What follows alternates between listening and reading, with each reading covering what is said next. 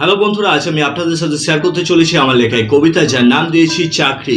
লেখক সূর্য শেখর পাল। চাকরিটা আমি পেয়ে গেছি, তুমি শুনছো? আজ থেকে চাকরের কাজও আমি করব।